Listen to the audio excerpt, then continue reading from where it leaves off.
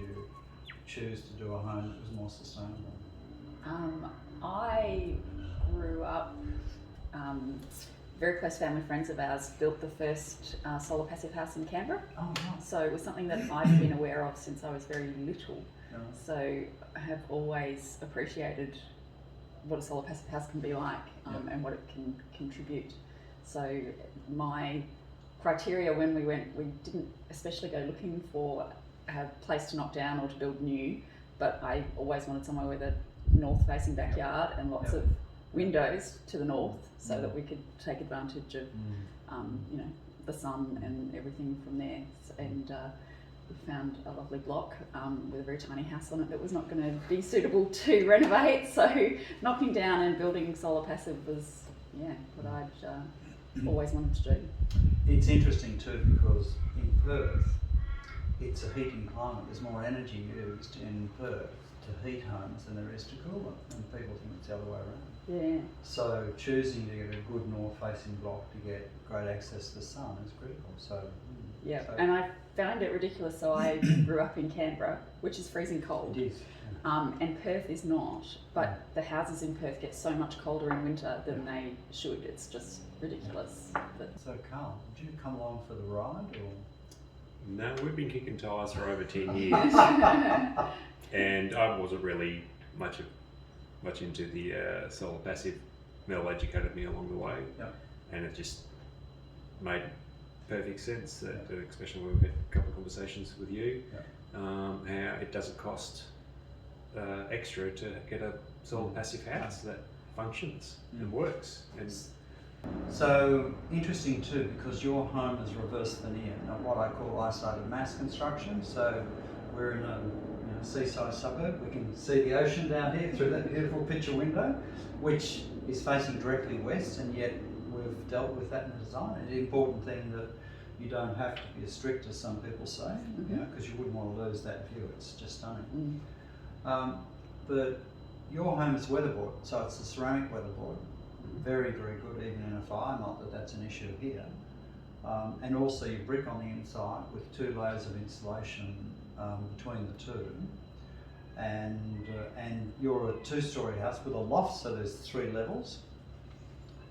So therefore it means 2 stories are hard to protect in summer. So therefore by choosing your isolated mass and you're choosing the weatherboard, it means you get a better performance in summer and winter. So tell me about the performance. You've been in the house, how long is it now? Year and a half. Year and a half. Yep. Okay. So you've been through 2 summers and this is our second winter. Almost 2 winters. Yeah. And this is the worst winter we've had, well, depending what you call worse, for a long period of time. So well, for this winter we spent 0 on heating. 0 on heating. Yeah, right. That's we've got a wood burner, but all the wood that I've sourced has all been from Birchside or friends that have cut down trees. So all that's cost us a bit of labour. And he mostly puts that on just because he likes the fire, not because we It's need it to stay warm. It's more for the ambience than it is to stay warm. So the house takes 3 days to cool down. So all we need is a couple of hours of sunshine. Less than this, what the intensity of today is. And that actually heats the house back up. This area it's a good thermal regulator. When this heats up, we can open the cavity slider, and that actually travels through into the house. Across to the bedroom, although a little bit would go in the loft. The loft would be really nice and warm and cozy. Yeah, the loft's been winter. great when I've had to work from home in the winter. It's a great place to be. No, it is up there. So that door is critical. You bring that door up. That airlock door, which is a very large sliding door, slides into the wall. Critical for the design of this place, so you can actually close that off and have an airlock and build up the heat. That short wavelength, that direct gain into the floor, then releases long wavelength into the walls, because you've got the right amount of wall mass and floor mass with the right amount of glazing, with the right volume of air. So that obviously works. So how often would you say you need the fireplace? We actually need it maybe twice. Yeah. And even then, it's a case of Mel telling me to go put some tracksuit pants on, as opposed to walking around in a pair of board shorts and no undies. So we very easily change it to putting on appropriate, put a jumper on, put a pair of Uggies on, and it's not much of a difference. So we actually didn't need the fire, but it's just purely because I want to have a fire. So tell me a bit more about summer then. I mean, we're coming into summer, and summer is a memory at the moment. So, but you've been through 2 summers and you're very exposed. I mean, there's a lot of glazing. You have the pelmets with good drapes, the shears, as well as a good block out drape.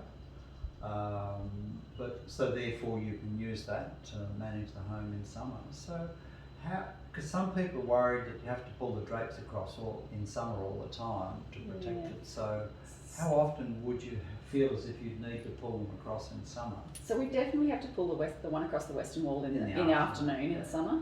Otherwise that heats up far too much and burns your eyes out from the sun as well. So in summer that one has to be pulled closed. This one, it depends, because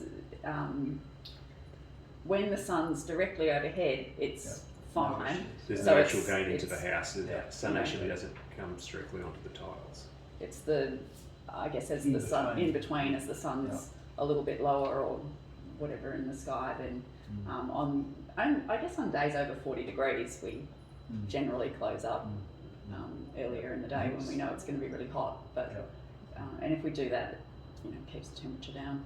And the good thing is, because of the al fresco area you have, which is facing north, so it's a good warm al fresco area actually in winter, and protected in summer, you can close these, but of course leave that open there, and then you still have the light washing through here. So and we're pretty lucky. Whenever the sea breeze comes in Perth, then we don't need to have anything closed up. The sea breeze just cools the place down. So tell me, how do you manage that? Tell me about how because you've got, the downstairs, the kids are downstairs, you're upstairs. Yep.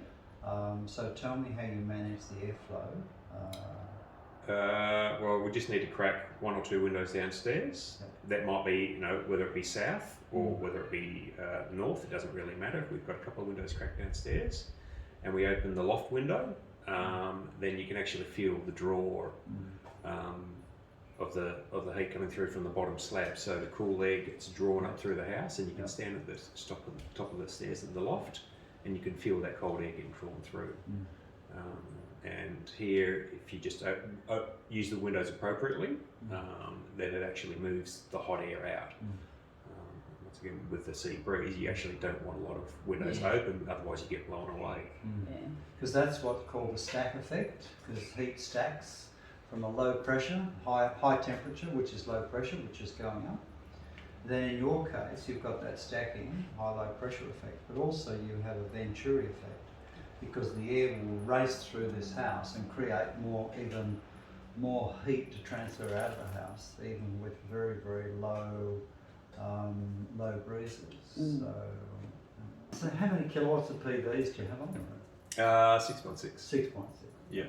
So, and what are your energy bills? You've got 2 children, so there's 4 of you in the home. Yeah, 4 of us, and we've got quite a big pool, so running the pool as well. The pool, so we used to live in a very small 3-bedroom townhouse, and we have exactly the same energy costs here as what we had there. So it's about $1,100 a year for quite a large house, family of 4, running a swimming pool and everything else. And without having to compromise on anything, we could get it down a lot easily, but you don't have to. well, it's a balance between having the washing machine on at 6 o'clock at night or having it on 12 o'clock. But and I guess a lot of that cost is the supply cost, right? It's not like it's the transmission, not the cost of the power itself. It's all the fees that you have to pay. We've absolutely taken advantage of the north-facing backyard, and Carl's got his little farm going down the back, his little urban farm with the chooks and the veggies and the fruit trees. Part of the design when we were talking about it was to have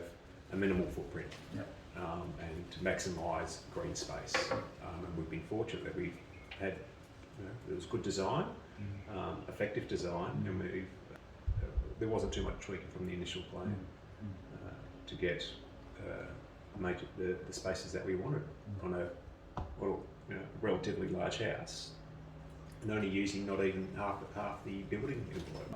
We designed this home to be universal access. Do you notice any difference in the way the home's designed, in the way you operate each day, because of the wide doorways, hallways, that type of thing, flush thresholds and showers? No, it actually probably makes, well, for the bathrooms, universal access makes it easy to clean. Cleaning's my True. thing. Carl does the cleaning, so he does very So well. that in itself is that I can go in and I can vacuum the bathroom and then come through with a mop, and there's no hobs, there's no it's spacious, you're not cramped, and we know that should either of us become infirm, we can still live in the house, even though it's a two-storey. There's just minor modifications, which would actually be a stair lift, but that's it. We know that we can live in here until we're... Yeah, the big wide staircase has, you know, it's certainly been effective for bringing furniture and stuff into the house, but I think it just makes it feel nice, much more spacious, and we love it. So we've only moved 600 metres from our old place to here, but with smart design, the house is so much more comfortable. And the other one was still north facing with most of the windows and things, but not quite to the same level as this one. So just having a comfortable home, and you know, we have people walk in and even comment that it just feels nice to walk in. It's also calm because I think the extra insulation, it dulls some of the sort of street noise and that sort of thing as well. So it's a lovely sanctuary to come home to, and it's always comfortable. We love it. Oh, that's great. It feels, even people that have, had Troco come in, they just say it feels like a well-built, comfortable home. And that was through, even when certain trades were coming through on the build stage, they just go, it feels like a nice home. So these guys that have been doing it for decades. Yeah, it's interesting how many trades say that they like working on these homes because they feel different, particularly if they're working on them in winter and it's been locked up and they're inside. They can't believe, like, they'll be freezing in these other homes and they have to strip off their gear into their big jackets and things and work inside. So it's great that bit by bit is transforming the way they think about it because they have to. It's been great. We love it. Thank you. No, my pleasure. No, I love doing it. I really do, and I love the end.